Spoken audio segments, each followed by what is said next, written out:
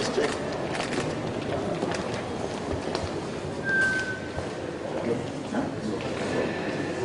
Dia kalau tinggal billboard, dia dalam perjalanan.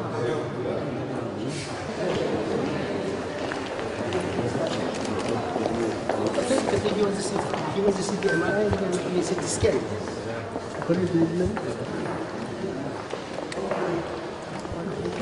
Keputusan seperti yang dijangka, saya tidak mengharapkan apa-apa perubahan keputusan yang lama, walaupun kita anggap janggal, ya, bahawa kalau permohonan untuk hakim itu mengundur diri dan dia setuju, maka boleh rayu. Kalau dia tak setuju, tak boleh rayu. Jadi bagi saya percanggahan dan nampak dalam soalan dibangkitkan oleh hakim Mahkamah Persekutuan ke arah itu, tapi keputusan ni ke arah lain. Itu pertama. Yang kedua, mereka juga memutuskan untuk memadamkan untuk semua kenyataan Datuk Malik Ishak yang dianggap ofensif dan menghina saya dan peguam. Itu dianggap tidak dapat dipertahankan dan oleh itu dituntut supaya dibatalkan dan dipadamkan para-para yang disebutkan. Tapi ini menunjukkan apa? Iaitu menunjukkan sikap politik keterlaluan seorang hakim Mahkamah Rayuan yang bernama Datuk Malik Ishak. Ya? Itu tidak disentuh, cuma disebut padam. Apa alasan seorang hakim Mahkamah Rayuan membuat kenyataan politik melampau begitu? Walaupun dalam kes rayuan belum sampai, kes ini masih berjalan, ya, dia hanya nak memutuskan sama ada boleh rayu atau tidak, tapi dia memilih untuk menyerang dan menghina kita. Ini sikap hakim-hakim yang ada di negara kita. Okey, don't worry.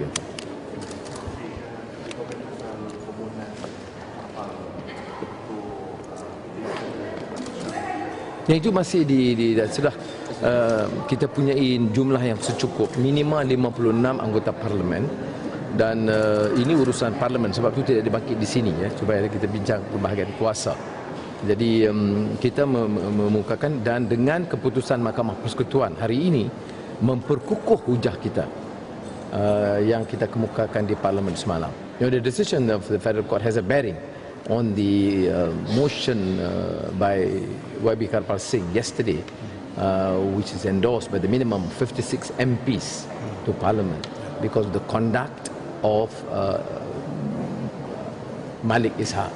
Now with the Federal Court decision to expunge the relevant unjustified disparaging remarks only confirm our belief in terms of poor conduct of the judge. Yeah. The decision by the Federal Court today. There are two main issues raised in the Federal Court this morning.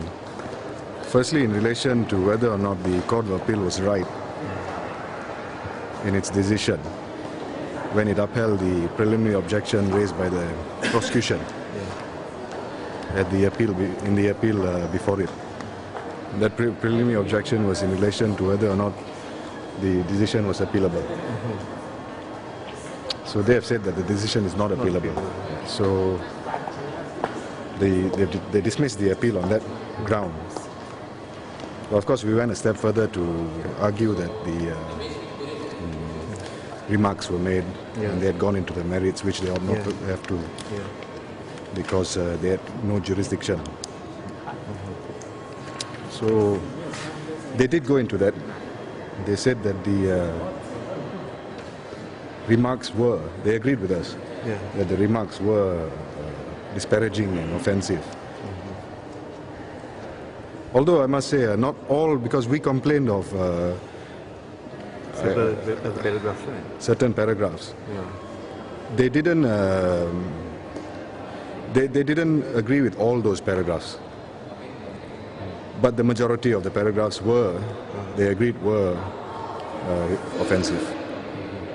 So they ruled them to be expunged. Only 4 paragraphs to be expunged? No, I think there are more than that. Was it only 4? I noted it down. Have you got Yeah. 4? Right. I think those are the main ones, lah. Those are names. You know, in relation to us having maneuvered the proceedings and so on, you know, masterminded tactical delays and so on. I think those were uncalled for comments made in our absence, you know, without the right of us having a right to reply. So I think that was the basis of the decision today.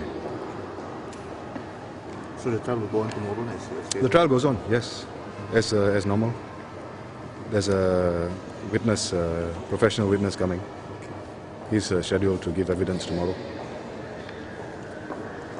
Thank you. Thank you. Right.